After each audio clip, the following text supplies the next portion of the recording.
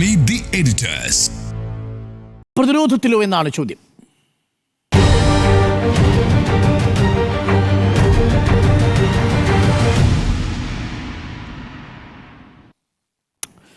ഉണ്ണി ബാലകൃഷ്ണൻ, പല നിയമങ്ങളും കേന്ദ്ര സർക്കാർ പാസ്സാക്കിയിട്ടുണ്ടെങ്കിലും പാസ്സാക്കി ഏകദേശം രണ്ടാഴ്ചയ്ക്ക് മുമ്പ്, എനിക്ക് തോന്നുന്നു 4-ാം തീയതിയാണ് രാജ്യസഭ പാസ്സാക്കുന്നത്. അതിനുശേഷം വളരെ പെട്ടെന്ന് പ്രസിഡന്റിന് ഒപ്പ് കിട്ടുന്നു. 2 ദിവസത്തിനുള്ളിൽ തന്നെ വിജ്ഞാപനം ഇറങ്ങുന്നു. 8-ാം തീയതി വിജ്ഞാപനം ഇറങ്ങുന്നു.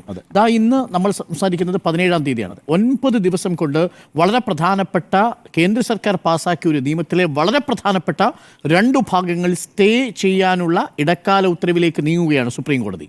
അതിനുള്ള ഉത്തരവാണ് ഇന്നിപ്പോൾ വന്നിരിക്കുന്നത്.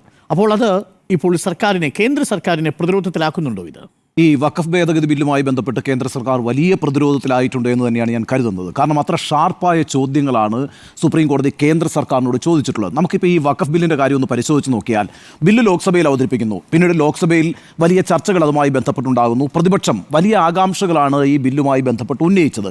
എന്നാൽ പ്രതിപക്ഷത്തിൻ്റെ ഒരു ആകാംക്ഷയെ പോലും അഡ്രസ്സ് ചെയ്യാൻ കേന്ദ്ര സർക്കാർ ലോക്സഭയിലോ രാജ്യസഭയിലോ തയ്യാറായില്ല. എന്നാൽ കേന്ദ്ര സർക്കാർ ചെയ്തൊരു പ്രധാനപ്പെട്ട കാര്യമെന്ന് പറയുന്നത് വഖഫ് ബില്ലുമായി ബന്ധപ്പെട്ട ജോയിന്റ് പാർലമെന്റ് കമ്മിറ്റിയെ നിയോഗിച്ചു എന്നുള്ളതാണ്.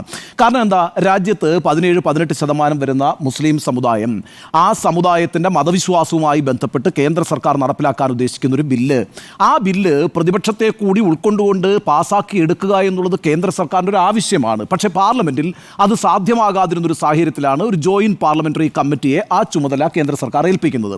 എന്നിട്ട് എന്താ സംഭവിച്ചത്? ഇന്നിപ്പോൾ തുഷാർ മേത്ത കോടതിയിൽ പറഞ്ഞിരിക്കുന്നത് ഏതാണ്ട് 38 തവണ JPC യോഗം നടന്നു എന്നാണ്.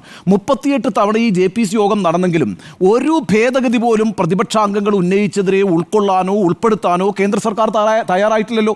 എന്നു മാത്രവുമല്ല, അവസാനം നമ്മൾ കണ്ടത് എന്താണ്? JPC യോഗത്തിൽ കയ്യാങ്കളി ഉണ്ടായി എന്ന് പറഞ്ഞിട്ട് പ്രതിപക്ഷാംഗങ്ങളെ JPCയുടെ അധ്യക്ഷനായിട്ടുള്ള ജഗദാംബിക പാൽ പുറത്താക്കുന്ന കാഴ്ചയാണ് കാണുന്നത്. അതായത് ഇന്ത്യയുടെ ചരിത്രത്തിൽ വളരെ കുറച്ച് മാത്രമേ JPCകൾ ഉണ്ടായിട്ടുള്ളൂ.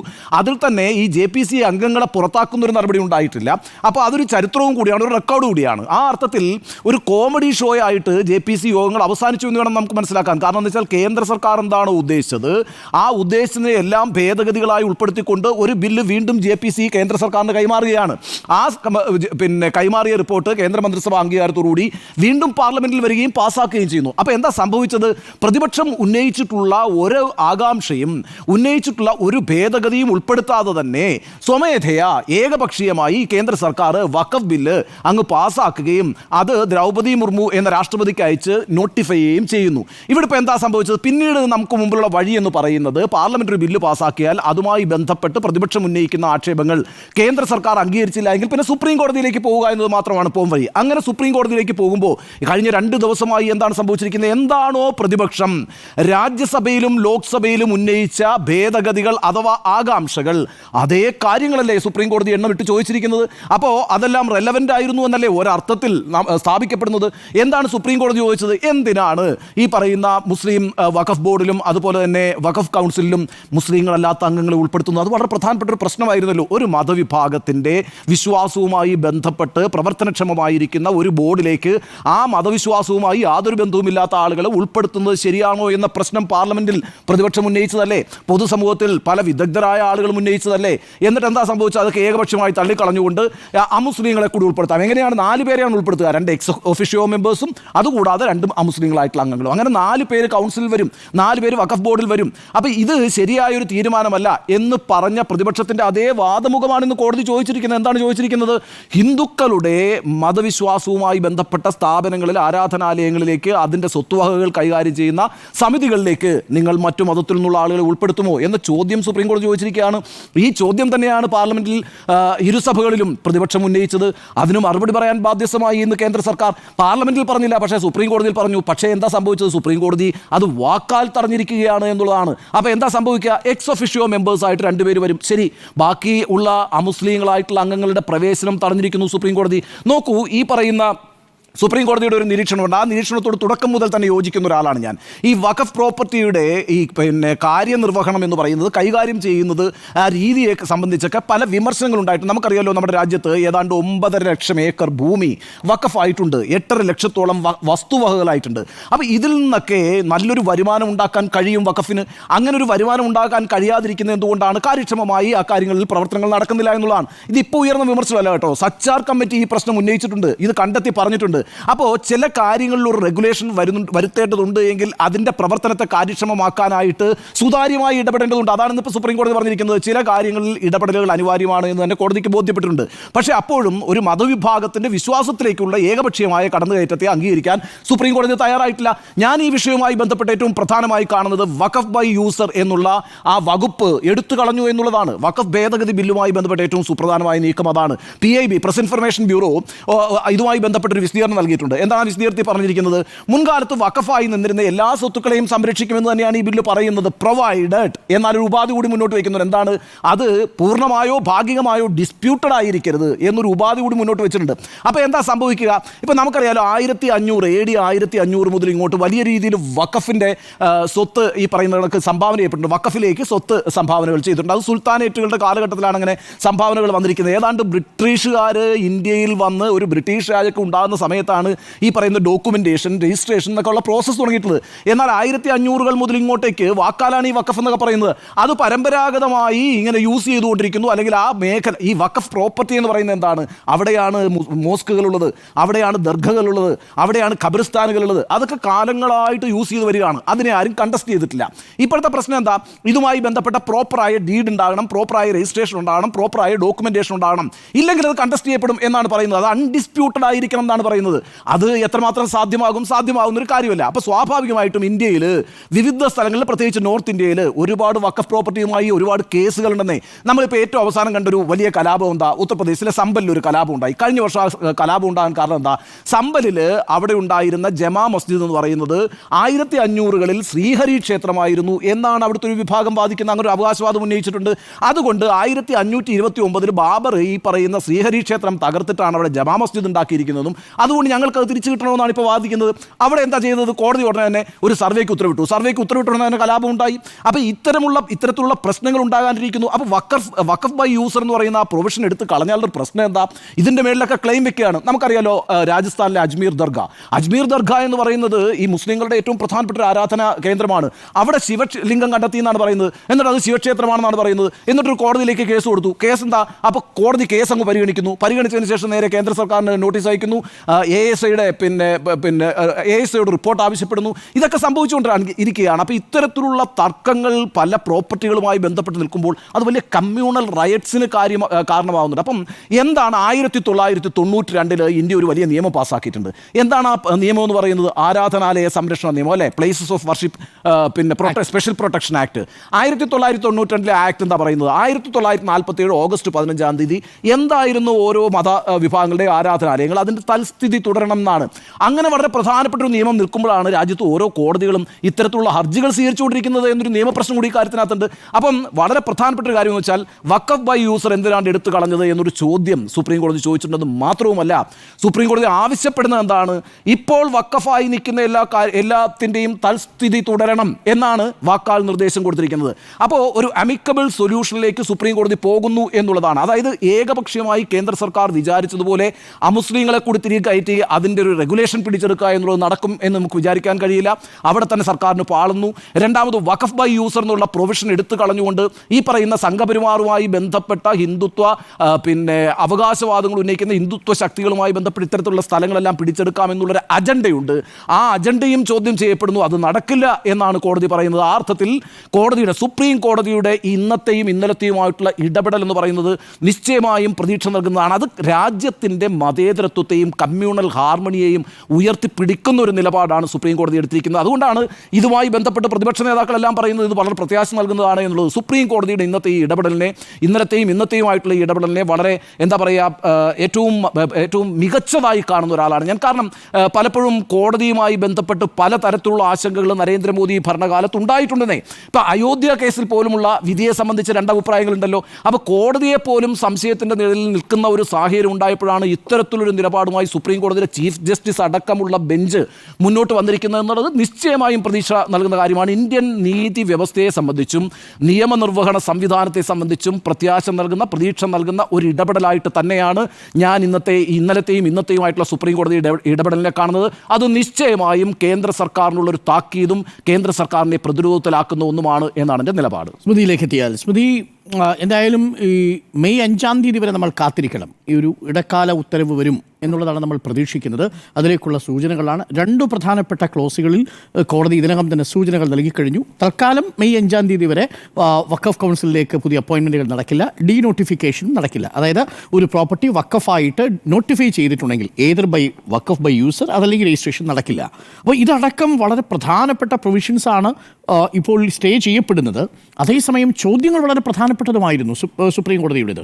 കേന്ദ്ര സർക്കാരിനെ പ്രതിരോധത്തിലാക്കിയോ? കേന്ദ്ര സർക്കാരിനെ പ്രതിരോധത്തിലാക്കിയിട്ടുണ്ട്. മാത്രമല്ല, ഇന്നലെ പറഞ്ഞതിനേക്കാൾ കുറച്ചുകൂടി വ്യക്തതയോടുകൂടി ഷാർപ്പായി കോടതി ചില നിലപാടുകളിലേക്ക് എത്തുന്നു. അത് പ്രതിപക്ഷ പാർട്ടികളും വ്യക്തികളും സാമുദായിക സംഘടനകളുമായി ഇതിനകം 140 ഹർജികൾ കോടതിയുടെ മുന്നിലെത്തിയിരിക്കുകയാണ്. അതിൽ 5 ഹർജികൾ മാത്രമേ പരിഗണിക്കുകയുള്ളൂ എന്ന് കോടതി കൃത്യമായി പറഞ്ഞിട്ടുണ്ട്. പക്ഷേ അതിൻ്റെ ഒരു സ്വഭാവം, ഹർജികളിലെ പ്രധാനപ്പെട്ട ചോദ്യം എന്നുള്ളത് ഭരണഘടനാ വിരുദ്ധമാണ് എന്നുള്ളതാണല്ലോ. അപ്പോൾ അത് ഭരണഘടനാ വിരുദ്ധമാണ് എന്ന് വിലയിരുത്തുന്നതായി നമുക്ക് മനസ്സിലാവുന്ന കാര്യങ്ങളാണ് കോടതിയുടെ ഭാഗത്തുനിന്ന് വന്നിരിക്കുന്നത്. പ്രതിപക്ഷത്തിൻ്റെ ഭാഗത്തുനിന്നുള്ള ആവശ്യങ്ങൾ തന്നെയാണ് യഥാർത്ഥത്തിൽ, അല്ലെങ്കിൽ ഈ വന്നിരിക്കുന്ന ഹർജികളിൽ പറഞ്ഞിരിക്കുന്ന ആവശ്യങ്ങളിൽ തന്നെയാണ് തൽക്കാലം കോടതി ഇടപെടരുത് എന്ന് പറഞ്ഞിരിക്കുന്ന പ്രധാനപ്പെട്ട കാര്യം. ഈ വഖഫ് ബോർഡിൽ നോൺ മുസ്ലിംസിനെ അപ്പോയിന്റ് ചെയ്യാൻ അനുമതി കൊടുക്കാം, അതായത് എക്സ് ഒഫീഷ്യോ ആയിട്ട് അപ്പോയിന്റ് ചെയ്യാമെന്നായിരുന്നു ഇന്നലെ പറഞ്ഞത്. പക്ഷേ ഇന്നത്തെ ഉത്തരവ് പ്രകാരമാണെങ്കിൽ ഒരു അപ്പോയിൻമെൻറ്റും പാടില്ല എന്നുള്ളതാണ്. അതിൽ ഒരു പടി കൂടി കടന്നു എന്നാണ് ഞാൻ മനസ്സിലാക്കുന്നത്. ഒരാളെ പോലും അപ്പോയിന്റ് ചെയ്യാൻ പാടില്ല എന്ന് പറയുന്നു. വഖഫ് ബോർഡിലും കൗൺസിലും ഇനി ഒരു അപ്പോയിൻമെൻറ്റ് നടക്കില്ല എന്നുള്ളതാണ് കൃത്യമായിട്ടുള്ള ആ നിർദ്ദേശമായി കോടതിയുടെ ഭാഗത്തുനിന്ന് വന്നിരിക്കുന്നത്. രണ്ടാമത്തത്, വഖഫായിട്ടുള്ള ഭൂമിയോ കെട്ടിടമോ ഇപ്പോൾ തുടരുത്, അതിന്മേൽ ഒരു നടപടിയും പാടില്ല, തൽസ്ഥിതി തുടരണം. അപ്പോൾ എന്താണോ ഇപ്പോൾ ഒരു നിയമം പാസ്സാക്കുന്നതിന് മുമ്പുണ്ടായിരുന്ന സ്ഥിതി, ആ സ്ഥിതി തന്നെ തുടരുക എന്നുള്ളതാണ് ഇപ്പോൾ കോടതി പറഞ്ഞിരിക്കുന്നത്. ഈ കളക്ടർമാർക്ക് കൊടുത്തിരിക്കുന്ന അധികാര പരിധിയും നിലവിൽ ഇല്ലാതായിരിക്കുന്നു. മാത്രമല്ല, കേന്ദ്രം യഥാർത്ഥത്തിൽ ഇന്നൊരു ഇടക്കാല ഉത്തരവ് വരാതിരിക്കാനുള്ള നീക്കമാണ് നടത്തിയിരുന്നത്. കാര്യങ്ങൾ മാറ്റിവെക്കും എന്നുള്ള സൂചനകൾ അതിനുവേണ്ടിയുള്ള ശ്രമങ്ങളാണ് കേന്ദ്രം നടത്തിയിരുന്നത്. അപ്പോൾ സമയം തേടുന്നു, ഒരാഴ്ച സമയം തേടുകയാണ്. ഒരാഴ്ച സമയം തേടുമ്പോൾ കോടതി ഉന്നയിച്ചിരിക്കുന്ന പ്രധാനപ്പെട്ട ചോദ്യങ്ങൾക്കൊക്കെ ഉത്തരം നൽകേണ്ടി വരും. ഇപ്പോൾ ഒരു ഗ്രാമമാകെ വഖഫാക്കുന്നു എന്ന രൂപത്തിലുള്ള വാദമൊക്കെയാണ് സോളിസിറ്റർ ജനറൽ പറഞ്ഞത്. അതങ്ങനെ വെറുതെ പറഞ്ഞു പോയാൽ പറ്റില്ല, അത് രേഖകൾ സഹിതം തെളിയിക്കേണ്ടി വരും. അത് ഈ ഒരാഴ്ചയ്ക്കുള്ളിൽ സത്യവാങ്മൂലത്തിൽ അത്തരം കാര്യങ്ങൾ ഉണ്ടാകുമോ എന്നുള്ളതും പ്രധാനമാണ്. 5-ാം തീയതി അത് പരിഗണിക്കും, മെയ് 5-ന് പരിഗണിക്കും എന്ന് പറയുമ്പോൾ ഇപ്പോഴത്തെ ചീഫ് ജസ്റ്റിസ് മെയ് പകുതിയാവുമ്പോൾ അദ്ദേഹം ഒഴിയുകയാണെന്നാണ് ഞാൻ മനസ്സിലാക്കുന്നത്. സഞ്ജയ് ഖന്ന അദ്ദേഹം ഒഴിയുന്നു. അതിനു മുമ്പ് അതിനൊരു വിധി ഉണ്ടാകേണ്ടതുണ്ട്. അപ്പോൾ യഥാർത്ഥത്തിൽ കേന്ദ്രത്തിന് കുറച്ചു കേസുകളിലായി കേന്ദ്രത്തിന് തുടർച്ചയായി തിരിച്ചടി സുപ്രീം കോടതിയിൽ നേരിടുന്നുണ്ട് എന്നൊരു പശ്ചാത്തലം കൂടിയുണ്ട്. അതെല്ലാം ചേർന്നിട്ടാകണം ഇന്നിപ്പോൾ ഉപരാഷ്ട്രപതിയുടെ ഒരു പ്രതികരണം വന്ന് കണ്ടല്ലോ. ബില്ലുകളിൽ തീരുമാനമെടുക്കാൻ രാഷ്ട്രപതിക്ക് സമയപരിധി നിശ്ചയിച്ച വിധിയിൽ ആണ് പ്രതികരണം വന്നിരിക്കുന്നത്. നമ്മൾ എങ്ങോട്ടാണ് പോകുന്നത്, രാജ്യത്ത് എന്താണ് സംഭവിക്കുന്നത് എന്നുള്ള ഒരു ആശങ്കയാണ് അദ്ദേഹം പ്രകടിപ്പിക്കുന്നത്. അതോടൊപ്പം ജുഡീഷ്യറിയിൽ പൊതുജന വിശ്വാസം കുറഞ്ഞു വരുന്നു എന്നൊരു പ്രത്യേക സർവേ ഫലം കൂടി അദ്ദേഹം മുന്നോട്ട് വയ്ക്കുന്നത്. അങ്ങനെ ഒരു സർവേ ഉണ്ടെന്നാണ് അദ്ദേഹം പറയുന്നത്. ഒരു ജഡ്ജിയുടെ വീട്ടിൽ നിന്ന് പണം കണ്ടെത്തിയ വിവരം പുറം ലോകം അറിഞ്ഞത് 7 ദിവസത്തിന് ശേഷമാണ് എന്ന് പറയുന്നു. ആ ജഡ്ജിയുടെ വീട്ടിൽ നിന്നും പണം കണ്ടെത്തിയ വിവരം പുറത്തേക്ക് അറിയിക്കേണ്ടത് സുപ്രീം കോടതിയാണോ എന്നൊരു ചോദ്യമുണ്ട്. ആ ജഡ്ജി ഇതിനും അകം ഏതൊക്കെ കേസുകളിൽ വിധി പ്രഖ്യാപിച്ചിരിക്കുന്നു എന്നുള്ളൊരു ചോദ്യം അവിടെയുണ്ട്. ആ ജഡ്ജിയുമായി ബന്ധപ്പെട്ട് സുപ്രീം കോടതി എടുത്ത തീരുമാനം എന്താണ് എന്നുള്ള ഒരു ചോദ്യമുണ്ട്. അപ്പോൾ അലഹാബാദ് ഹൈക്കോടതിയിലേക്ക് എല്ലാവരെയും അങ്ങോട്ട് തട്ടുന്നു എന്നൊരു വിഷയം അവിടെ നിന്ന് വരുന്നുണ്ട്. അലഹാബാദ് ഹൈക്കോടതിയുമായി ബന്ധപ്പെട്ടും സുപ്രീം കോടതി ചില കാര്യങ്ങൾ പറയുന്നുണ്ടല്ലോ, പല വിധികളുമായി ബന്ധപ്പെട്ട്. അപ്പോൾ സുപ്രീം കോടതിയിൽ നിന്ന് വളരെ ധീരമായ ചില നടപടികൾ ഉണ്ടായിരിക്കുന്നു എന്നുള്ളതാണ്. നോക്കൂ, ഇപ്പോൾ വന്നിരിക്കുന്ന ചില സുപ്രധാന വിധികൾ എന്ന് പറയുന്നത്, രാജ്യത്തെ മസ്ജിദുകളിൽ സർവേ ആവശ്യപ്പെട്ട് ഉള്ള ഹർജികളുടെ നടപടികൾ സുപ്രീം കോടതി തടഞ്ഞിട്ടുണ്ട്. അതും ഈ കേന്ദ്രത്തിന് വലിയ തിരിച്ചടിയായ ഒരു കാര്യമാണ്. ഈ പറഞ്ഞ ഗവർണർ അയച്ച ബില്ലുകളിൽ രാഷ്ട്രപതി 3 മാസത്തിനകം തീരുമാനമെടുക്കണം എന്ന് പറഞ്ഞിട്ടുള്ള ഒരു വിധി. അതോടൊപ്പം തന്നെ ഗവർണറുടെ അധികാരം ചുരുക്കിക്കൊണ്ട് തമിഴ്നാട് നൽകിയ ഹർജിയിൽ എടുത്തിരിക്കുന്ന ആ വിധി. അപ്പോൾ തുടർച്ചയായി സുപ്രീം കോടതിയിൽ നിന്ന് കേന്ദ്രത്തിന് തിരിച്ചടിയേൽക്കുന്നു. ഭൂരിപക്ഷത്തിൻ്റെ ബലത്തിൽ ന്യൂനപക്ഷ വിരുദ്ധമായ തീരുമാനങ്ങൾ എടുക്കാൻ കേന്ദ്രത്തിന് കഴിയുന്നില്ല. അങ്ങനെ ചെയ്യാൻ കേന്ദ്രത്തെ അനുവദിക്കുന്നില്ല സുപ്രീം കോടതി എന്നുള്ളത് വലിയ പ്രതീക്ഷ നൽകുന്ന കാര്യമാണ്. അതുകൊണ്ടാണെന്ന് ലീഗ് ആയാലും കേസിന് പോയ ബാക്കി കക്ഷികളായാലും പ്രതികരിച്ചത് പ്രതീക്ഷ നൽകുന്ന കാര്യങ്ങളാണ് എന്നുള്ളതാണ്. ഇതിന് ഇനിയിപ്പോൾ കുറച്ച് ദിവസത്തെ ആയുസ്സേ ഉള്ളൂ എന്ന് നമുക്ക് കരുതാം. പക്ഷേ ഈ 5-ാം തീയതി കേന്ദ്രം എന്താണ് ഈ സത്യവാങ്മൂലത്തിൽ പറയുക എന്നുള്ളത് പ്രധാനപ്പെട്ട ഒരു കാര്യമാണ്. എന്തൊക്കെ തെളിവുകൾ അങ്ങോട്ട് മുന്നോട്ട് വെക്കാനാകും? ഈ പറയുന്ന പോലെ ഒരു ഗ്രാമമാകെ വഖഫാകുന്നു എന്ന രൂപത്തിലുള്ള കാര്യങ്ങളാണ് പറയുന്നതെങ്കിൽ അതിൽ തെളിവ് കൃത്യമായി ഹാജരാക്കേണ്ടി വരും, ഇല്ലെങ്കിൽ അത് പൊളിഞ്ഞു പോകും. ഇനി അത് കഴിഞ്ഞ് ഒന്നാമത് വാദം കേൾക്കും. എല്ലാ നടപടികളും ഉണ്ടാവുക ഈ പറയുന്ന മെയ് 5-ന് ശേഷമാണ്. സുപ്രീം കോടതി ചീഫ് ജസ്റ്റിസ് വിരമിക്കുന്നതിന് മുൻപ് തന്നെ ആ വിധി ഉണ്ടാകണം.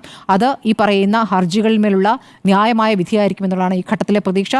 തീർച്ചയായും കേന്ദ്ര സർക്കാർ പ്രതിരോധത്തിലാണ്. അത് ജുഡീഷ്യറിയിൽ നിന്നാണ്. അപ്പോൾ ജുഡീഷ്യറിയുടെ അധികാരങ്ങളെ ചോദ്യം ചെയ്തുകൊണ്ട് ജഗ്ദീപ് ധൻഖർ എത്തുന്നു എന്നുള്ളതാണ്. ജഗ്ദീപ് ധൻഖർ എങ്ങനെയാണ് ഉപരാഷ്ട്രപതിയായത് എന്നും നമ്മുടെ രാജ്യം കണ്ടതാണ്. കേന്ദ്ര സർക്കാർ പ്രതിരോധത്തിലായോ സുപ്രീം കോടതിയുടെ നിരീക്ഷണങ്ങളിലും ഇടക്കാല ഉത്തരവിലും എന്നുള്ളതാണ് ചോദ്യം. സുജയ പാർവതി.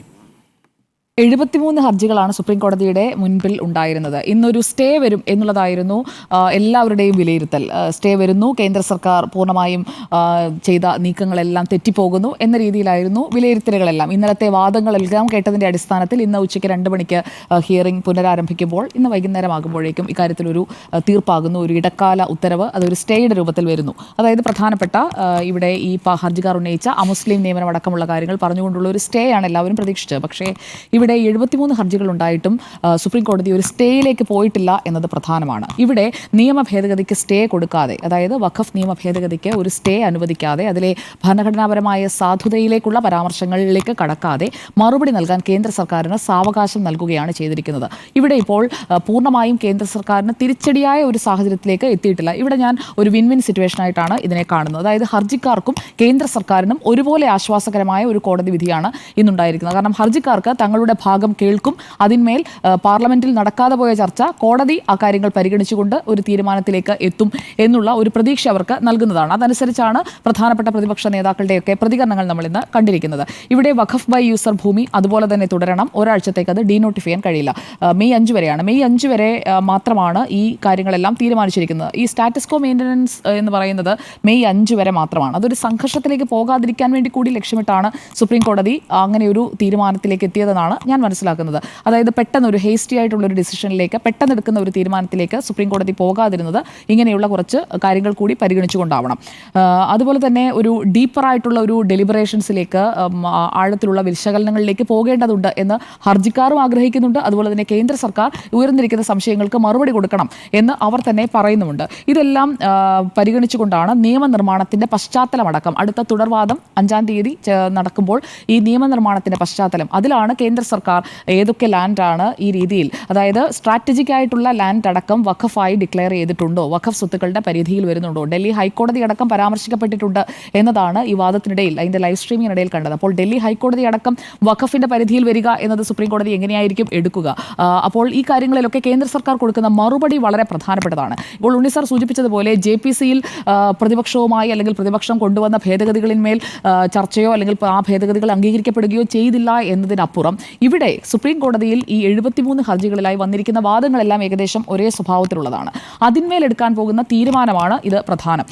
അപ്പോൾ ഈ സ്ട്രാറ്റജിക് ലാൻഡ്സിന്റെ കാര്യത്തിലാണ് കോടതിയുടെ ഉത്തരവ് എങ്ങനെയായിരിക്കും എന്നുള്ളത് ഞാൻ ഉറ്റുനോക്കുന്നത്. അതുകൂടി കണക്കിലെടുത്തുകൊണ്ടായിരിക്കും. പ്രത്യേകിച്ചും ഡൽഹി ഹൈക്കോടതിയുടെ കാര്യം കൂടി ഈ വാദത്തിനിടയിൽ പരാമർശിക്കപ്പെട്ട് പോയത് നമ്മൾ കണ്ട ഒരു പശ്ചാത്തലത്തിൽ എന്തായിരിക്കും ഈ സ്ട്രാറ്റജിക് ലാൻഡ്സ് എന്നുള്ള വഖഫിലേക്ക്, അതായിരിക്കും കേന്ദ്രത്തിന്റെ പ്രധാന വാദം. അതിലെന്തായിരിക്കും കോടതി കണ്ടെത്താൻ പോകുന്ന ഒരു മറുപടി എന്നത് ഒരു കാര്യങ്ങൾ നിരീക്ഷിക്കുന്ന ഒരാളെന്ന നിലയിൽ ഞാനും കൗതുകത്തോടെ നോക്കുകയാണ്. ഇന്ററിം ഓർഡർ ഇന്ന് കൊടുക്കാതിരുന്നത് ഇങ്ങനെയുള്ള കുറേ കാര്യങ്ങൾ കൂടി നിലനിൽക്കുന്ന ഒരു സാഹചര്യത്തിലാണ് എന്ന് വേണം മനസ്സിലാക്കാൻ. ഇടക്കാല ഉത്തരവ് കൊടുത്തിട്ടില്ല, ഇടക്കാല ഉത്തരവല്ല വന്നിരിക്കുന്നത്. വാദം തുടരുകയാണ്. മെയ് 5-ാം തീയതി വരെ കേന്ദ്രത്തിന് വിശദമായ മറുപടിയാണ് കൊടുക്കേണ്ടത്. വിശദമായ മറുപടി കൊടുക്കാനാണ് ആവശ്യപ്പെട്ടിരിക്കുന്നത്. ഇനി ഇക്കാര്യത്തിൽ ഈ വഖഫ് അമെൻമെന്റ് ആക്ട് 2025മായി ബന്ധപ്പെട്ട് solicitor general of India Tushar Mehta പറഞ്ഞിരിക്കുന്ന കാര്യങ്ങൾ, സുപ്രീം കോടതിക്ക് മുന്നിൽ അദ്ദേഹം വെച്ചിരിക്കുന്ന സ്റ്റേറ്റ്മെൻറ്റ്സ് കോടതി റെക്കോർഡ് ചെയ്തിരിക്കുന്നത് ഇങ്ങനെയാണ്. അതായത് സോളിസിറ്റർ ജനറൽ പറഞ്ഞിരിക്കുന്നത് ഈ ഹർജിക്കാർ ഇന്ന് മുതൽ 7 ദിവസത്തിന് ഹർജിക്കാർ ആവശ്യപ്പെട്ടിരിക്കുന്ന കാര്യങ്ങളിൽ, ആ സംശയങ്ങളിൽ 7 ദിവസത്തിനകം മറുപടി കൊടുക്കാൻ തയ്യാറാണ്. അതുപോലെ തന്നെ തുഷാർ മേത്ത അഷ്വർ ചെയ്യുന്നുണ്ട് കോടതിയെ, അടുത്ത ഹിയറിംഗ് വരെ ഒരു തരത്തിലുമുള്ള നിയമനങ്ങൾ ഉണ്ടാകില്ല. No appointments would be made to the central Waqf council and Waqf boards in the states and the national capital territory of Delhi under sections 9 and 14 respectively of the principal act. അതായത് unified Waqf management, empowerment, efficiency and development act 1995 ആണ് അവിടെ coat ചെയ്തിരിക്കുന്നത്. അതാണ് amend ചെയ്ത് പുതിയ നിയമമായി വന്നിരിക്കുന്നത്. അപ്പോൾ പഴയ ആ നിയമത്തിൽ എന്താണോ പറഞ്ഞിരിക്കുന്നത് ആ സ്ഥിതി തുടരുന്നത് ഈ 5 വരെയാണ്. അതായത് അടുത്ത വാദം കേൾക്കാനിരിക്കുന്ന കോടതി നിശ്ചയിച്ചിരിക്കുന്ന തീയതി വരെയാണ്. അല്ലാതെ പൂർണ്ണമായും ഇത് കേന്ദ്രത്തിനൊരു തിരിച്ചടിയാണെന്ന് പറയാവുന്ന ഒരു ഘട്ടത്തിലേക്ക് ഈ കേസ് എത്തിയിട്ടില്ല എന്നതാണ് ഇതിലെ വസ്തുത. അതുപോലെ തന്നെ ഇവിടെ തുഷാർ മേത്തയോട് ഉയർന്ന പ്രധാനപ്പെട്ട ചോദ്യങ്ങളിൽ, അതായത് നേരത്തെ നിങ്ങളൊക്കെ പറഞ്ഞു, ഉണ്ണി സാർ വിശദമായി തന്നെ പറഞ്ഞു, വഖഫ് ബൈ യൂസർ. അപ്പോൾ അത് വഖഫ് ബൈ യൂസർ എന്ന് പറയുന്നത് വേ ഓഫ് രജിസ്ട്രേഷൻ ആണോ, രജിസ്ട്രേഷൻ വഴിയാണോ, അതോ നോട്ടിഫിക്കേഷൻ ആയാണോ, എങ്ങനെയാണ് വന്നിരിക്കുന്നത്? അത് അതേപടി തന്നെ തുടരുകയാണ്. അതിന്മേലൊന്നും ഒരു ഇടപെടൽ ഉണ്ടാകാത്ത തരത്തിലായിരിക്കും മുന്നോട്ട് പോവുക എന്നതും കൃത്യമായി പറഞ്ഞിട്ടുണ്ട്. ഇനിയിപ്പോൾ ഇവിടെ chief justice Sanjiv Khanna, justice Sanjay Kumar, justice KV Viswanathan, ഇത് മെയ് 5-ാം തീയതി ഉച്ചയ്ക്ക് 2 മണിക്കാണ് ഇനി ഈ മാറ്റർ അവർ എടുക്കുക. 2 മണിക്ക് ഈ കേസ് പരിഗണിക്കുമ്പോൾ കേന്ദ്ര സർക്കാരിന് കൃത്യമായി ഏതൊക്കെ ലാൻഡാണ് ഇപ്പോൾ ഒരു ഗ്രാമം ഒന്നാകെ എന്ന് പറയുന്നത്, ഞാൻ മനസ്സിലാക്കുന്നത് കർണാടക, തമിഴ്നാട്, സദേൺ സ്റ്റേറ്റ്സിലടക്കം ഈ വാദങ്ങൾ, അതുപോലെ തന്നെ ലാൻഡ് പൂർണ്ണമായും ഏറ്റെടുത്തു, കർഷകരുടെ ലാൻഡ് പൂർണ്ണമായും ഗ്രൂപ്പായി ഏറ്റെടുത്തു എന്നൊക്കെയുള്ള കേസുകൾ നിലനിൽക്കുന്നുണ്ട്. ആ കേസുകളെല്ലാം കൃത്യമായി അത് ഈ വഖഫ് നിയമ ഭേദഗതി നടപ്പാകുന്ന വേളയിൽ അതിൽ എടുത്തു പറഞ്ഞിരുന്നതാണ് ഏതൊക്കെയാണ് ലാൻഡ് എന്നുള്ളത്. അപ്പോൾ അത് തന്നെയായിരിക്കും, ആ സെയിം സെറ്റ് ഓഫ് ഡാറ്റ തന്നെ ആയിരിക്കും സുപ്രീം കോടതിയിലേക്കും കേന്ദ്ര സർക്കാർ കൊണ്ടുവരിക. അത് വിവിധ കോടതികളിൽ നടക്കുന്ന കേസുകളടക്കം, UP യിലടക്കം കേസുകൾ നടക്കുന്നുണ്ട്. ആ കേസുകളിൽപ്പെട്ട ഭൂമി ഏതൊക്കെയാണ്, അതിൽ സ്ട്രാറ്റജിക് ലാൻഡ്സ് ഉണ്ടോ, ഡൽഹിയിൽ അങ്ങനത്തെ സ്ട്രാറ്റജിക് ലാൻഡ്സ് ഉണ്ട്. എനിക്ക് തോന്നുന്നു ഹൈക്കോടതിയൊക്കെ തന്നെ ആയിരിക്കും പ്രധാനമായും എടുത്തു പറയുക, പാർലമെന്റ്, ഹൈക്കോടതി, ആ ലാൻഡൊക്കെ ആയിരിക്കും കൂടുതലും ഹൈലൈറ്റ് ചെയ്ത് പറയാനുള്ള സാധ്യത. അപ്പോൾ കേന്ദ്ര സർക്കാരിന് വാദിക്കാനുള്ള കാര്യങ്ങൾ അവിടെ കിടക്കുന്നുണ്ട്, പ്രത്യേകിച്ചും വഖഫായി തങ്ങളുടെ ഭൂമി കൊണ്ടുപോയി എന്ന ജനങ്ങളുടെ പരാതികൾ. അപ്പോൾ അവർക്ക് നീതി ഉറപ്പാക്കുന്നതിന് വേണ്ടിയാണ് ഈ നിയമം എന്നാണ് നിയമം പാസ്സാക്കുമ്പോൾ പാർലമെന്റിൽ മന്ത്രി അടക്കം വിശദീകരിച്ചത്. അത് തന്നെയായിരിക്കും സുപ്രീം കോടതിയിലേക്ക് അവർ കൊണ്ടുപോകാൻ പോകുന്ന ഡാറ്റ. അതർ ദാൻ ദാറ്റ് വേറെ ഏതെങ്കിലും ഡാറ്റ കൊണ്ടുവരാനായി ഇതിലുണ്ട് എന്ന് ഞാൻ കരുതുന്നില്ല. അപ്പോൾ കൃത്യമായി അത് ഒരാഴ്ചയല്ല, മെയ് 5-നുള്ളിൽ അവർക്ക് കൃത്യമായി അത് ഫർണിഷ് ചെയ്യാൻ സാധിക്കുന്ന ഒരു സാഹചര്യം ഇവിടെയുണ്ട് എന്നതാണ് ഞാൻ മനസ്സിലാക്കുന്നത്. ഇതിൽ ഈ വന്നിരിക്കുന്ന പരാതികളെക്കുറിച്ച് കൂടി പറയാം. ഈ വഖഫ് അമെൻമെന്റ് ആക്ടിന് എതിരെ വന്നിരിക്കുന്ന പരാതികളിൽ കോടതി കൃത്യമായി പറഞ്ഞിട്ടുണ്ട് 5 റിട്ട് പെറ്റീഷൻസ് ആണ്, 5 റിട്ട് ഹർജികളാണ് പ്രധാന കേസുകളായി ഇവിടെ പരിഗണിക്കുക. 5 റിട്ട് ഹർജികൾ പ്രധാന കേസുകളായി, ലീഡ് കേസസായി പരിഗണിക്കും. ബാക്കിയെല്ലാം ഇന്റർവെൻഷൻ, അതായത് കക്ഷി ചേരാനായിട്ടുള്ള അപേക്ഷകളായിട്ടാണ് പരിഗണിക്കുക എന്നതാണ്. ഇന്നലെ കോടതി പറഞ്ഞതനുസരിച്ചാണ് നമ്മൾ ഈ ഇന്ററിം ഓർഡർ ഇന്നുണ്ടാകും. ചിലരൊക്കെ ഇന്ററിം ഓർഡർ വന്നു, ഇടക്കാല ഉത്തരവ് വന്നു എന്ന രീതിയിൽ വ്യാഖ്യാനിക്കുന്നുണ്ട്. പക്ഷേ ഇടക്കാല ഉത്തരവ് വന്നിട്ടില്ല. പക്ഷേ ഈ അമെൻമെന്റ്സിന്മേലുള്ള കൺസേൺസ് അതവിടെ നിലനിൽക്കുന്നുണ്ട്. പ്രതിപക്ഷം ഇന്ന് ഉയർത്തിയ, ഇപ്പോൾ ഇന്ന് പ്രതിപക്ഷ നേതാക്കളുടെ KC വേണുഗോപാൽ അടക്കം കേരളത്തിൽ നിന്നുള്ള നേതാക്കളടക്കം ഉയർത്തിയ, നേരത്തെ അവർ പാർലമെന്റിൽ പറഞ്ഞ, അതുപോലെ തന്നെ ഈ ആക്ട് ബില്ല് ചർച്ചയ്ക്ക് എടുക്കുന്ന വേളയിൽ മുതൽ അവർ പറഞ്ഞിരുന്ന കാര്യങ്ങൾ ഇന്ന് കോടതിയിൽ ഒരു വിഷയമായി വന്നിരിക്കുകയാണ്. അപ്പോൾ പ്രതിപക്ഷത്തിന് അത് തങ്ങൾക്കൊരു അഡ്വാൻറ്റേജ് ആണെന്ന് പറയാം. പക്ഷേ ഞാൻ നോക്കിക്കാണുന്നത് മെയ് 5-ാം തീയതി ഉച്ചയ്ക്ക് 2 മണിക്ക് ഈ കേസ് വീണ്ടും എടുക്കുമ്പോൾ അവിടെ കേന്ദ്ര സർക്കാർ കൊടുക്കാൻ പോകുന്ന സത്യവാങ്മൂലത്തിൽ ഈ ആവശ്യപ്പെട്ട രേഖകൾ, അതുപോലെ തന്നെ ഈ അമുസ്ലിങ്ങളുടെ നിയമനം അത് എക്സ് ഒഫീഷ്യോ ആയിട്ടുള്ള 2 പേർ മാത്രം എന്നതിനോട് കേന്ദ്രം വഴങ്ങാനുള്ള സാധ്യതയും ഞാൻ അവിടെ കാണുന്നുണ്ട്. അതിന് അല്ലാതെ കൂടുതൽ മുസ്ലിങ്ങളെ പ്രതിരോധത്തിലാക്കുന്ന, മുസ്ലിങ്ങളല്ലാത്ത ആളുകളെ കൂടുതലായി കേന്ദ്ര സർക്കാർ ഞാൻ പറയുന്നതാണ്. അപ്പോൾ ഈ എക്സ് ഒഫീഷ്യോ മെമ്പേഴ്സ് എന്നത് മാത്രം അതിലേക്ക് തിരിച്ചു പോകാനായിട്ടും അവർക്ക് മടിയുണ്ടാകാൻ ഞാനൊരു സാധ്യത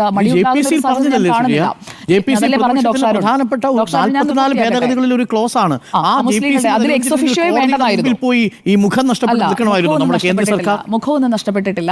കേന്ദ്ര സർക്കാരിന്റെ മറുപടി വരാൻ പോകുന്നതേ ഉള്ളൂ. ആ മറുപടി കൊടുക്കാൻ അവർക്ക് കോടതി സമയം കൊടുത്തിരിക്കുകയാണ്. താങ്കൾ പറഞ്ഞതുപോലെ അത് കോടതിയോടാണ് ചോദിക്കേണ്ടത്. കോടതിയിൽ ഞാൻ മനസ്സിലാക്കുന്ന അനുസരിച്ച് അല്ല ഡോക്ടർ അരുൺ, ഇപ്പോൾ എന്തായാലും chief justice Sanjiv Khanna, justice Sanjay Kumar, justice KV Viswanathan അവരൊക്കെ നമ്മളെക്കാളും അറിവുള്ളവരാണെന്ന് ഞാൻ കരുതുന്നു. അങ്ങനെയാണ് എന്റെ ബോധ്യം. തീരുമാനമെടുക്കട്ടെ. കേന്ദ്ര സർക്കാരിന് എന്തായാലും മറുപടി കൊടുക്കുന്നതിനായിട്ട് സമയം അനുവദിച്ചിട്ടുണ്ട്. അല്ലാതെ കേന്ദ്ര സർക്കാരിനെ പൂർണ്ണമായും തള്ളിക്കളഞ്ഞുകൊണ്ട് ഒരു ഓർഡർ പാസ്സാക്കുകയാണ് എന്നുണ്ടെങ്കിൽ, സ്റ്റേ ചെയ്യുകയാണെന്നുണ്ടെങ്കിൽ താങ്കളുടെ ഡിഫൻസിൽ ന്യായമുണ്ട്. ഒന്നുമല്ല, ഒരു സ്റ്റേ അല്ല, സ്റ്റേ അല്ല.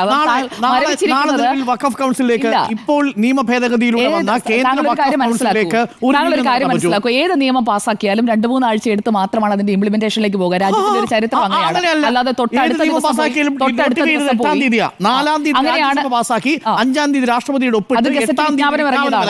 ഇനി ചട്ടങ്ങൾ വരണം. ചട്ടം ഇറക്കിയില്ലല്ലോ,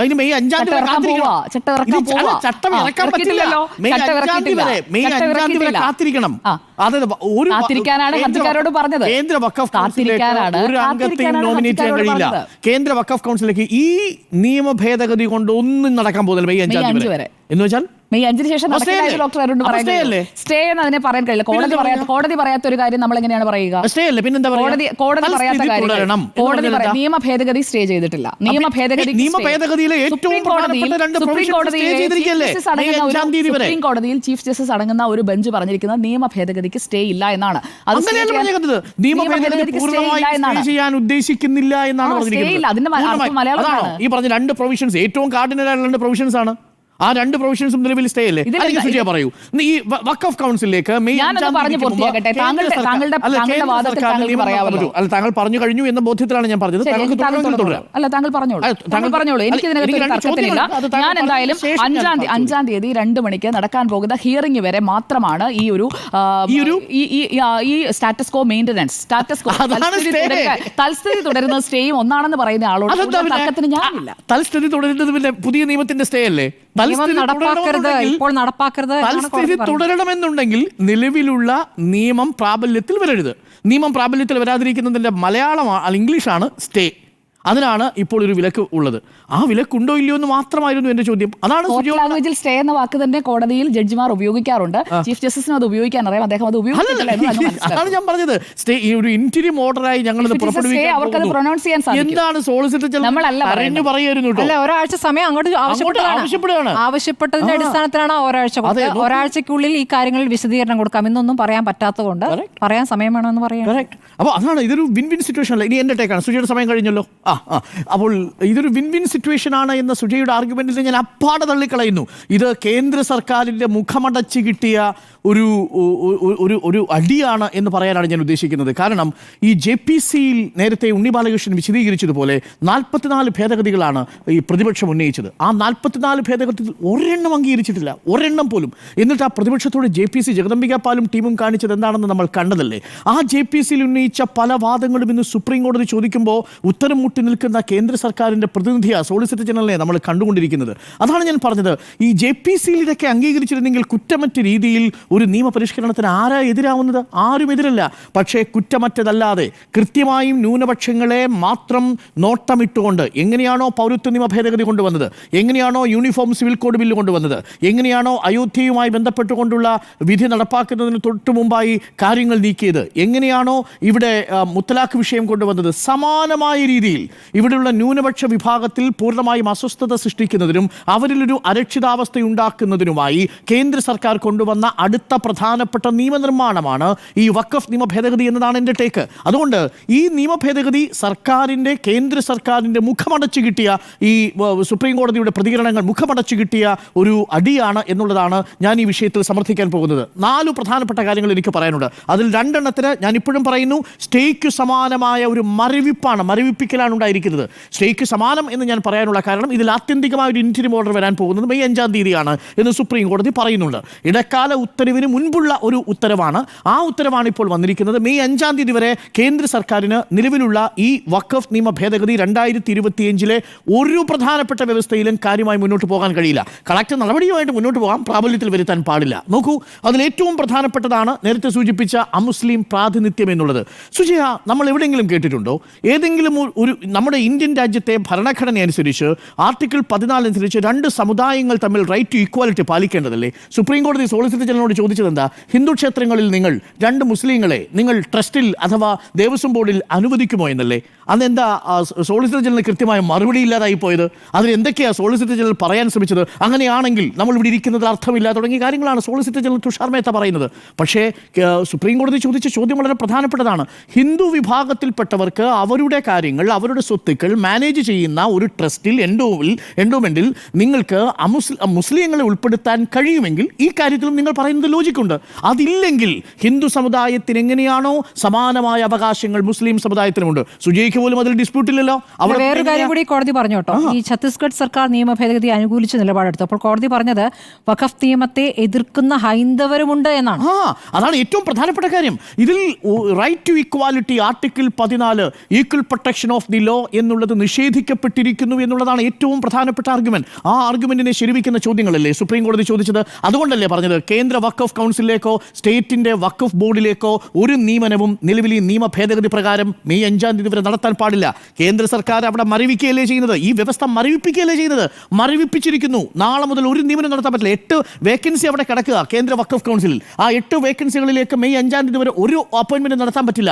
എന്താണെന്നറിയാമോ? ഞാൻ ആ വഖഫ് കൗൺസിലിന്റെ മൊത്തമുള്ള അംഗസംഖ്യ ഒന്ന് പരിശോധിച്ചു. 22 പേരാണ് കേന്ദ്ര വഖഫ് കൗൺസിലുള്ളത്. ആ 22 പേരിൽ 2 പേർ എക്സ് ഒഫീഷ്യോ അംഗങ്ങളാണ്. അതിലൊന്ന് ന്യൂനപക്ഷ ക്ഷേമകാര്യ വകുപ്പ് മന്ത്രി കിരൺ റിജിജുവാണ്. മറ്റൊന്ന് വഖഫിന്റെ ചുമതലയുള്ള ജോയിന്റ് സെക്രട്ടറി അല്ലെങ്കിൽ അഡീഷണൽ സെക്രട്ടറിയാണ്. ഇവർ രണ്ടുപേരും മുസ്ലിങ്ങളാകണമെന്നൊരു നിർബന്ധവുമില്ല. അവർ എക്സ് ഒഫീഷ്യോ അംഗങ്ങളാണ്. 1995 വഖഫ് നിയമം പറയുന്നത് എന്താണെന്നറിയാമോ സുജയ? എല്ലാ വഖഫ് കൗൺസിൽ അംഗങ്ങളും മുസ്ലിങ്ങളായിരിക്കണം എന്നുള്ളതാണ്. 2025 വഖഫ് നിയമ ഭേദഗതി പറയുന്നത് എന്താണെന്നറിയാമോ സുജയ? ഈ 22 പേരിൽ 10 പേരൊഴികെ ബാക്കി 12 പേരും അമുസ്ലിങ്ങളാകാം എന്നാണ്. 2 പേർ നിർബന്ധമായും അമുസ്ലിം ആയിരിക്കണം എന്നുള്ളതാണ്. ബാക്കി ആൾക്കാരുടെ പേര് ഞാൻ പറയാം. ആരൊക്കെയാണെന്നറിയാമോ? മുസ്ലിങ്ങൾ അല്ലാതെ ആകാൻ പോകുന്നത് ആകെയുള്ള 22 പേരിൽ അമുസ്ലിങ്ങളാവാൻ സാധ്യതയുള്ളത് 2025 അമെൻമെന്റ് ആക്ട് പ്രകാരമുള്ളത് മുസ്ലിങ്ങളല്ലാതെ വരാൻ പോകുന്നത് 2 ലോക്സഭാംഗങ്ങൾ. അവർ മുസ്ലിങ്ങളാകണം നിർബന്ധമില്ല. ഒരു രാജ്യസഭാ MP അവരും മുസ്ലിം ആകണമെന്ന് നിർബന്ധമില്ല പുതിയ ഭേദഗതി പ്രകാരം. ഇനി മുസ്ലിം സംഘടനകളുടെ 2 പ്രതിനിധികൾ അവർ മുസ്ലിങ്ങളാകണമല്ലോ. റൊട്ടേഷൻ വ്യവസ്ഥയിൽ 3 വഖഫ് ബോർഡ് അധ്യക്ഷന്മാർ അവരും മുസ്ലിങ്ങളാകണമല്ലോ. അപ്പോൾ 3 × 2 5 പേര് മുസ്ലിങ്ങൾ. ഇനി മുത്തവല്ലിയുടെ പ്രതിനിധി, അതായത് ഈ വഖഫ് സ്വത്ത് ഉപയോഗിക്കുന്ന ആൾ മുത്തവല്ലി, ആ മുത്തവല്ലിയുടെ പ്രതിനിധിയായിട്ട് വരുന്നത് അത് മുസ്ലിം ആയിരിക്കണമല്ലോ. അപ്പോൾ 6 ആയി. അതുകൂടാതെ മുസ്ലിം നിയമത്തിൽ പണ്ഡിതരായിരിക്കുന്ന 3 പേർ, 6 × 3 9 പേരായല്ലോ. ആ 9 പേർ മാത്രമാണ് യഥാർത്ഥത്തിൽ മുസ്ലിങ്ങൾ എന്ന് പറയാവുന്ന വിഭാഗത്തിൽ കേന്ദ്ര വഖഫ് കൗൺസിൽ വരിക. ബാക്കിയുള്ളതാരാ? സുപ്രീം കോടതിയിലെയോ ഹൈക്കോടതിയിലെയോ 2 മുൻ ജഡ്ജിമാർ മുസ്ലിങ്ങളായിരിക്കണമെന്നില്ലെന്നേ. ഒരു അഭിഭാഷകൻ, management, financial management, engineering, architect, medical എന്നീ മേഖലകളിൽ പ്രാവീണ്യമുള്ള 4 പേർ അവരും എന്താകണമെന്നില്ല, മുസ്ലിങ്ങളാകണമെന്നില്ല. എന്ന് പറഞ്ഞാൽ ചുരുക്കത്തിൽ ഈ 22 പേര് നമ്മൾ കണക്കിലെടുത്ത് നോക്കിയാൽ 10ഓളം പേർ മാത്രമാണ് മുസ്ലിം പ്രാതിനിധ്യമായി വരിക. ഇതാണ് സുപ്രീം കോടതി ചോദിക്കുന്ന ചോദ്യം. നിങ്ങൾ പറഞ്ഞതനുസരിച്ച് 22 പേരുള്ള കേന്ദ്ര വഖഫ് കൗൺസിലിൽ 10 പേർ മുസ്ലിങ്ങളും 12 പേർ അമുസ്ലിങ്ങളും ആവുന്ന സാഹചര്യം വന്നാൽ നിങ്ങൾക്ക് എങ്ങനെയാണ് അതിനെ ഒരു റിലീജിയസ് ബോഡി എന്ന് വിളിക്കാൻ പറ്റുക? നിങ്ങൾക്ക് എങ്ങനെയാണ് അതിനെ ഒരു മുസ്ലിം ബോഡി എന്ന് വിളിക്കാൻ കഴിയുക? നിങ്ങൾക്ക് ഹിന്ദു ക്ഷേത്രങ്ങളിൽ ഒരു തിരുവിതാംകൂർ ദേവസ്വം ബോർഡിൻ്റെ കാര്യത്തിൽ ഭൂരിപക്ഷം മുസ്ലിങ്ങളാവുകയും ന്യൂനപക്ഷം ഹിന്ദുക്കളാവുകയും ചെയ്യുന്ന സാഹചര്യം നിങ്ങളൊന്ന് ആലോചിച്ച് നോക്കൂ. എത്രമാത്രം വിചിത്രമായിരിക്കും സുജയ. അതുകൊണ്ടാണ് ആ കണക്കുകൾ ഇന്ന് സുപ്രീം കോടതി നേരിട്ട് പറഞ്ഞത്. അതിൻ്റെ ഭാഗമായി ഈ വ്യവസ്ഥ ഇപ്പോൾ മരവിപ്പിച്ചിരിക്കുന്നു സുപ്രീം കോടതി എന്നുള്ളതാണ് ആദ്യത്തെ വാദം. രണ്ടാമത്തെ പ്രധാനപ്പെട്ട ഭാഗമുണ്ടല്ലോ, അതാണ് വഖഫ് ബൈ യൂസർ. വഖഫ് ബൈ യൂസറിൻ്റെ കാര്യത്തിൽ ഉദാഹരണം പറഞ്ഞു സുപ്രീം കോടതി. ഏത് മസ്ജിദിൻ്റെ കാര്യമാണ്? ഡൽഹി ജുമാ മസ്ജിദിൻ്റെ കാര്യം. ഡൽഹി ജുമാ മസ്ജിദ് നിർമ്മിക്കുന്നത് എന്താണെന്ന് അറിയുമോ സുജയ? 1244-നും 1246-നും ഇടയ്ക്കുള്ള സമയത്താണ്. അതായത് ഷാജഹാന്റെ കാലത്താണ് നിർമ്മിക്കുന്നത്. അതായത് 17-ാം നൂറ്റാണ്ടിൻ്റെ മധ്യത്തിൽ നിർമ്മിച്ച ഈ ഡൽഹി ജുമാ മസ്ജിദ് ഏത് രജിസ്ട്രേഷൻ പ്രകാരം രജിസ്റ്റർ ചെയ്തിരിക്കുന്നത്? ഒരു രജിസ്ട്രേഷൻ പ്രകാരം രജിസ്റ്റർ ചെയ്യാൻ കഴിയില്ല. കാരണം ഇത് വഖഫ് ബൈ യൂസറായി ഡൽഹി ജുമാ മസ്ജിദ് സുന്നികളുടെ ഏറ്റവും വലിയ ആരാധനാലയമായി ഇന്ത്യയിൽ നമ്മൾ കരുതിപ്പോകുന്നതാണ്. 17-ാം നൂറ്റാണ്ട് വരെ സുൽത്താനേറ്റിൻ്റെ വലിയ പ്രതീകാത്മകമായിട്ടുള്ള അവിടെ അധികാരത്തിൻ്റെ കേന്ദ്രമായിരുന്നു, ആത്മീയ കേന്ദ്രമായിരുന്നു ഡൽഹി ജമാ മസ്ജിദ്. ആ ഡൽഹി ജമാ മസ്ജിദിനെ ഇന്നിപ്പോൾ വഖഫ് ബൈ യൂസർ എടുത്ത് കളയുമ്പോൾ നാളെ അത് സർക്കാരിൻ്റെ ഭൂമിയാണെന്നൊരു കളക്ടർക്ക് സാക്ഷ്യപ്പെടുത്താം. അതിനെ ചുമതലപ്പെടുത്തുന്ന ഒരു കളക്ടർക്ക് സാക്ഷ്യപ്പെടുത്തിയാൽ നാളെ ഡൽഹി ജുമാ മസ്ജിദ് ആ അർത്ഥത്തിൽ വേണമെങ്കിൽ വഖഫ് അല്ലാത്ത പ്രോപ്പർട്ടി ആയിട്ട് മാറും.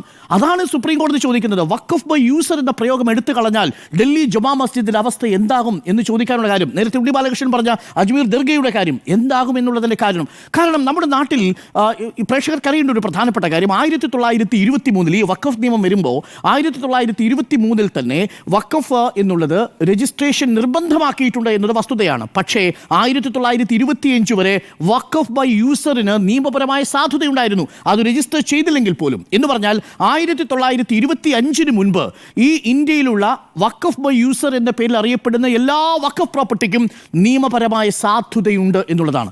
അത് എത്രത്തോളം ഉണ്ടെന്ന് അറിയാമോ സുജയ? 8 ലക്ഷം വഖഫ് പ്രോപ്പർട്ടികളിൽ 4 ലക്ഷം വഖഫ് പ്രോപ്പർട്ടിയും ഇതേപോലെ 1925 മുമ്പ് വഖഫ് ബൈ യൂസറായി നമ്മൾ ക്രമീകരിച്ചിരിക്കുന്ന പ്രോപ്പർട്ടിയാണ്. ആ വഖഫ് ബൈ യൂസർ എന്നുള്ള ഈ 4 ലക്ഷത്തോളം പ്രോപ്പർട്ടി ഇന്ന് അസാധുവാകുന്ന സാഹചര്യം ഉണ്ടാവും. ഈ രാജ്യത്ത് കലാപം ഉണ്ടാവാൻ മറ്റൊരു വഴി വേണോ? അതല്ലേ നമ്മൾ മുർഷിദാബാദിൽ കണ്ടത്? 3 പേരുടെ ജീവനെടുത്തു ഈ ആക്ടിന്റെ ഭേദഗതി. 3 ഇന്ത്യൻ പൗരന്മാരുടെ ജീവനെടുത്തു മുർഷിദാബാദിൽ 24 പർഗാനസിൽ. കേന്ദ്ര സർക്കാർ അവരുടെ ലക്ഷ്യം കണ്ടു. ആ മതപരമായിട്ടുള്ള ഒരു വർഗീയ സ്വഭാവം അവിടെ പ്രകടിപ്പിച്ചു തുടങ്ങുന്നു മനുഷ്യർ. അതിനു വേണ്ടിയിട്ടുള്ള ഒരു ഇനിഷ്യേറ്റീവായിട്ട് നീക്കമായിട്ടാണ് ഞാനിതിനെ കാണുന്നത്. അതല്ലാതെ ഇവിടെയുള്ള മുസ്ലിം പ്രോപ്പർട്ടി സംരക്ഷിക്കാനോ അതിൻ്റെ പേരിൽ ഏതെങ്കിലും വ്യക്തിയുടെ സ്വത്ത് സംരക്ഷിക്കാനോ ഉള്ള നീക്കമായിട്ടല്ല. അപ്പോൾ രണ്ട് ഭേദഗതികളും, ഒന്ന് വഖഫ് ബൈ യൂസറായിട്ടോ അതല്ലാതെയോ 1925 മുമ്പോ ഇതുവരെയോ പ്രഖ്യാപിച്ചിരിക്കുന്ന വഖഫ് പ്രോപ്പർട്ടിയിൽ ഒരു മാറ്റവും വരുത്താൻ കഴിയില്ല. ഡി നോട്ടിഫിക്കേഷൻ ക്ലോസും മരവിപ്പിച്ചു. രണ്ട്, അപ്പോയിന്റ്മെന്റ് ക്ലോസും മരവിപ്പിച്ചു. സുജയ, ഇത് സ്റ്റേ തന്നെയാണ്. സ്റ്റേക്ക് സമാനമായ മരവിപ്പിക്കലാണ്. മെയ് 5-ാം തീയതി വരെയാണ് എന്നാണ് സുപ്രീം കോടതി പറഞ്ഞിരിക്കുന്നത്. ഞാൻ മനസ്സിലാക്കുന്നത് മെയ് 5-ാം തീയതിക്ക് ശേഷവും ഈ വിഷയത്തിൽ ആ സ്റ്റേ തുടരുമെന്നാണ്. അത് അന്തിമ വിധി വരെ ഈ സ്റ്റേ ഉണ്ടാകും എന്നുള്ളതാണ്. ഇനി മറ്റൊരു പ്രധാനപ്പെട്ട കാര്യമുണ്ടല്ലോ, ഇതിൽ 5 വർഷം മുസ്ലിം ആയിരുന്നാൽ മാത്രമേ നിങ്ങൾക്ക് പ്രോപ്പർട്ടി വഖഫ് ചെയ്യാൻ പറ്റൂ. സുപ്രീം കോടതി ചോദിച്ചത് എന്ത് നിയമമാണെന്നാണ് സുപ്രീം കോടതിയിലെ അഭിഭാഷകർ ചോദിച്ചത്. നിങ്ങൾ മുസ്ലിം ആകണമോ മുസ്ലിം അല്ലയോ എന്ന് തീരുമാനിക്കുന്നത് ആരാണ് എന്നൊരു പ്രധാനപ്പെട്ട ചോദ്യം ഉണ്ടല്ലോ. അതാണ് ചോദിക്കുന്നത്. കപിൽ സിബൽ ചോദിക്കുക, അക്ഷരാർത്ഥത്തിൽ നിങ്ങൾ റദ്ദ് ചെയ്യുന്നത് എന്താ? എൻ്റെ മതപരമായിട്ടുള്ള ആർട്ടിക്കിൾ 25 പ്രകാരമുള്ള അവകാശമാണ്. എൻ്റെ ഫെയ്ത്ത്, എൻ്റെ മതം അതേതായിരിക്കണമെന്ന് തീരുമാനിക്കുന്നത് ഞാനാണ്. അത് ഈ രാജ്യത്തെ ഏതെങ്കിലും ഒരു ഉദ്യോഗസ്ഥനല്ല. ഞാൻ തീരുമാനിക്കുകയാണ് എൻ്റെ മതം ഇതാണ് എന്ന്. ഞാൻ തീരുമാനിച്ചു കഴിഞ്ഞാൽ ഞാൻ നാളെ മുതൽ ആ മതവിശ്വാസിയാണ്. അതിന് 5 വർഷം നിങ്ങൾ ഇസ്ലാം മതം പിന്തുടരണം എന്നുള്ള ക്ലോസ് കൊണ്ടുവരുമ്പോൾ അക്ഷരാർത്ഥത്തിൽ 5 വർഷത്തേക്ക് ആ മൗലികാവകാശത്തിൻ്റെ നിഷേധമാണ് നടപ്പിലാക്കുന്നത് എന്നാണ് പറഞ്ഞത്. ഇത് നിലവിൽ ഇതടക്കമുള്ള കാര്യങ്ങൾ സുപ്രീം കോടതി പരിശോധിക്കുകയും ചെയ്യും. ചുരുക്കത്തിൽ ഇന്ന് സുപ്രീം കോടതിയുടെ വിധിന്യായവുമായി മെയ് 5-ാം തീയതിയുള്ള ഇന്ത്യൻ വിധിക്ക് മുമ്പായിട്ടുള്ള നിരീക്ഷണങ്ങളും ഇടക്കാല ഉത്തരവിന് മുൻപായിട്ടുള്ള ഉത്തരവുകളിലും പ്രകടമാകുന്നത് കേന്ദ്ര സർക്കാരിൻ്റെ വലിയ പ്രതീക്ഷകൾക്കേറ്റ തിരിച്ചടിയാണ് എന്ന് തന്നെയാണ് എൻ്റെ ടേക്ക്. അത് സ്റ്റേക്ക് സമാനമായ മരവിപ്പാണ് ഉണ്ടായിരിക്കുന്നത്.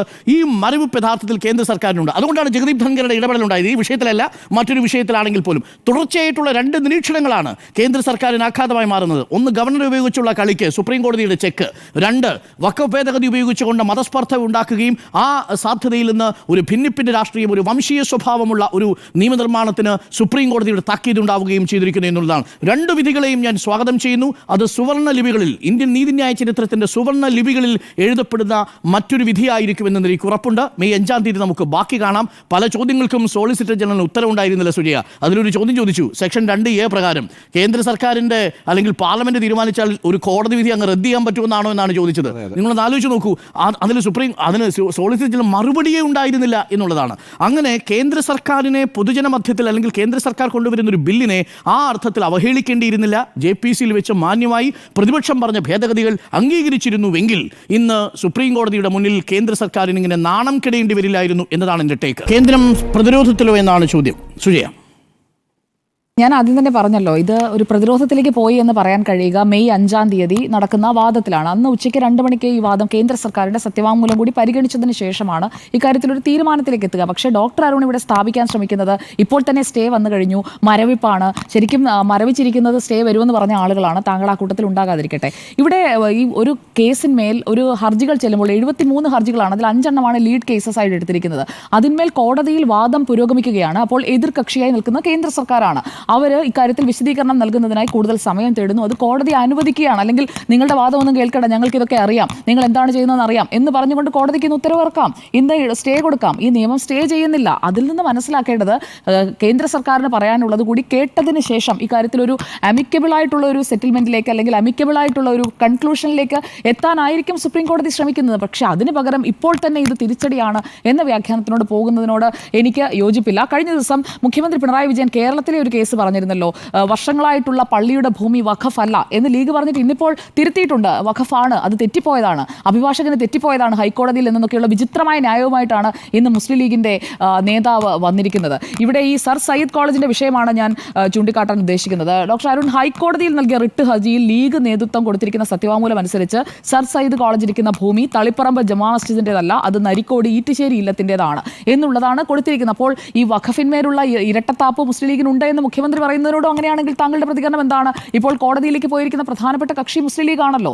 ഈ കാര്യത്തിൽ കോടതിയിലും അതുപോലെ തന്നെ പുറത്തും എല്ലാം ഈ ഏറ്റവും കൂടുതൽ വഖഫ് നിയമ ഭേദഗതിക്കെതിരെ പ്രധാനമായിട്ടും വാദിച്ചുകൊണ്ടിരിക്കുന്നത് മുസ്ലിം ലീഗാണ്. പക്ഷേ ഇവിടെ നോക്കൂ, ഇവിടെ തളിപ്പറമ്പിലെ സർ സയ്യിദ് കോളേജ്, അവിടെ ഈ വഖഫ് ബില്ലിനെ കാപട്യത്തോടെ ലീഗ് ഉപയോഗിക്കുകയാണ് എന്ന് മുഖ്യമന്ത്രി പിണറായി വിജയനാണ് പറഞ്ഞിരിക്കുന്നത്. ഞാൻ കോട്ട് ചെയ്യുന്നത് ഇന്നലെ മുഖ്യമന്ത്രി പിണറായി വിജയൻ പറഞ്ഞ സ്റ്റേറ്റ്മെന്റ് ആണ്. സർ സയ്യിദ് കോളേജ് മാനേജ്മെന്റിലെ അലുമിനെയാണ് ഈ പറയുന്ന PK കുഞ്ഞാലിക്കുട്ടി, കേസുമായി പോയ PK കുഞ്ഞാലിക്കുട്ടി. ഈ മാനേജ്മെന്റ് ഭരിക്കുന്നത് മുസ്ലിം ലീഗിന്റെ നേതൃത്വമാണ്. തളിപ്പറമ്പ് നഗരസഭാ മുൻ ചെയർമാൻ, മുസ്ലിം ലീഗ് ജില്ലാ സെക്രട്ടറിമാരിൽ ഒരാളായ മുഹമ്മദ് എള്ളാംകുളം അടക്കമുള്ള നേതാക്കളാണ് ഈ കോളേജിന്റെ മാനേജ്മെന്റിലുള്ളത്. ഇവിടെ 1965 ന്യൂനപക്ഷ മലബാറിലുള്ള ന്യൂനപക്ഷ സമുദായ അംഗങ്ങൾക്ക് വിദ്യാഭ്യാസം ഉറപ്പാക്കാനായിട്ട് തുടങ്ങിയ കോളേജാണ്. ആദ്യം ഭൂമിയില്ലായിരുന്നു. അപ്പോഴാണ് മുൻ സുപ്രീം കോടതി ജസ്റ്റിസ് ഖാലിദ് തളിപ്പറമ്പ് ജുമാ മസ്ജിദ് മുത്തവല്ലി KB സൈനുദ്ദീൻ ഹാജിക്ക് അപേക്ഷ നൽകിക്കൊണ്ട് 25 ഏക്കർ ഭൂമി കോളേജ് വിട്ടു നൽകാനായിട്ട് ആവശ്യപ്പെടുന്നത്. ആ ഭൂമി വഖഫല്ല, അത് വേറെ മറ്റൊരു ഭൂമിയാണ് എന്ന് പറഞ്ഞുകൊണ്ട് ഇതേ ലീഗ് തന്നെ പോയി പറയുകയാണ്. എന്നിട്ട് ഇപ്പോൾ ഇന്ന് ലീഗ് പറയുന്നത് എന്താണ്? അത് വഖഫാണ്, ഞങ്ങളുടെ അഭിഭാഷകന് തെറ്റിപ്പോയതാണെന്ന്. അപ്പോൾ ഇവരുടെയൊക്കെ ഒരു വിശ്വാസ്യത എത്രത്തോളമാണ്? ഈ സർ സയ്യിദ് നമ്മുടെ നാട്ടിൽ നടക്കുന്ന വിഷയമാണല്ലോ. അപ്പോൾ മറ്റിടത്തേക്കൊന്നും ഞാൻ പോകുന്നില്ല. നാട്ടിൽ നടന്ന ഒരു കാര്യത്തിൽ, കണ്ണൂരിൽ തളിപ്പറമ്പിൽ നടന്ന ഒരു വിഷയത്തിൽ ലീഗ് നേതൃത്വം എടുക്കുന്ന ഇരട്ടത്താപ്പ് ഇന്ന് പുറത്തു വന്നിരിക്കുകയാണ്. മുഖ്യമന്ത്രി തന്നെ അത് ക്വസ്റ്റ്യൻ ചെയ്തിരിക്കുകയാണ്. അതിനോടുള്ള താങ്കളുടെ അഭിപ്രായം എന്താണ്? ഒരു സംശയം, ഇരട്ടത്താപ്പാണെന്ന് തന്നെയാണ് എന്റെ സംശയം. അല്ലാതെ എന്റെ അഭിപ്രായം ഈ കേസുമായി അറിയിപ്പല്ലാന്ന് പറയാൻ പറ്റില്ല. അപ്പോൾ ഇതിനൊക്കെ ഒരു പരിഹാരം, അല്ലല്ല, ഇരട്ടത്താപ്പാണ്. ആ ഇരട്ടത്താപ്പുകാരാണ് സുപ്രീം കോടതിയിലേക്ക് പോയിരിക്കുന്നത്. അല്ല, ഒരുപാട് 73 ഹർജിയിൽ മുസ്ലിം ലീഗ് ഉണ്ടല്ലോ. അതിലൊന്നും മുസ്ലിം ലീഗിന്റെ ഹർജിയാണ്. അല്ലല്ല, അത് ഈ നിയമ ഭേദഗതിയുടെ അടിസ്ഥാനത്തിൽ പോയതല്ല. എന്തായാലും ഇവിടെ കേരളത്തിൽ വന്ന ഒരു നിലപാട് ഈ നിയമ ഭേദഗതി അടിസ്ഥാനത്തിലല്ലോ മുസ്ലിം ലീഗ് പോയത്. മുസ്ലിം ലീഗ് ഹൈക്കോടതി പോയ ഡേറ്റ് എന്നാ? 29-29 തീയതി നിയമമുണ്ടോ? ഇല്ല. ഈ നിയമം എന്നാ വരുന്നത്? 8-ാം തീയതിയാ. അപ്പൊ പിന്നെ എങ്ങനെ 8-ാം തീയതി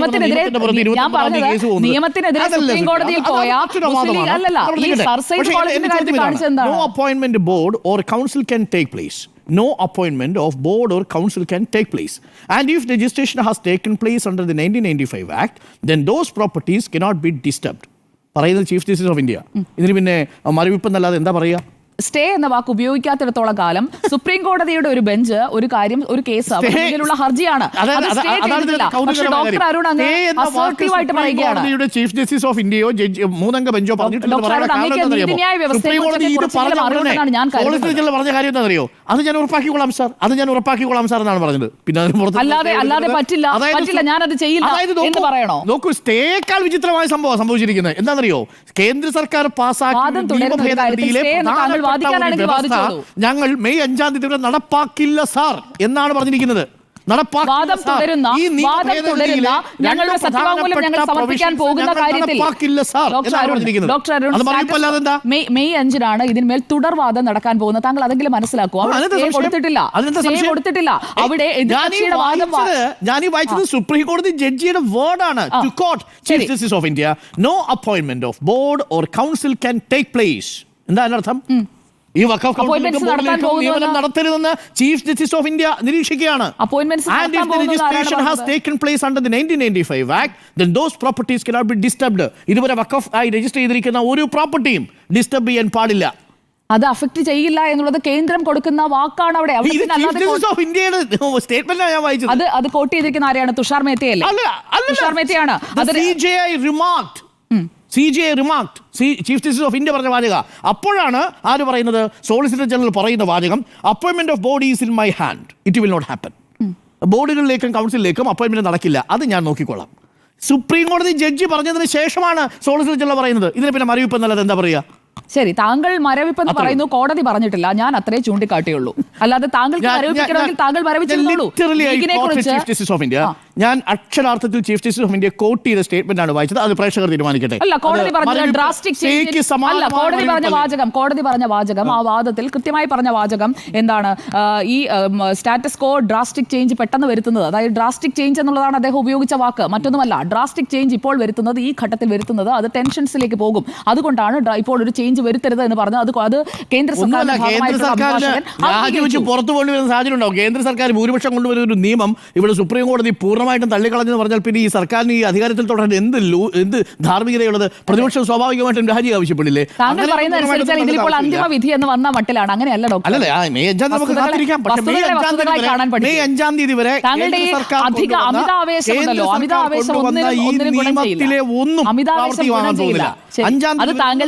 മുനമ്പത്തുകാരെ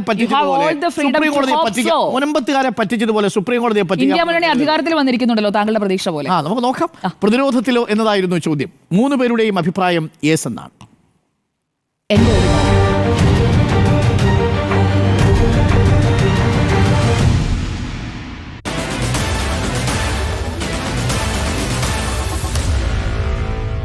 Meet the editors.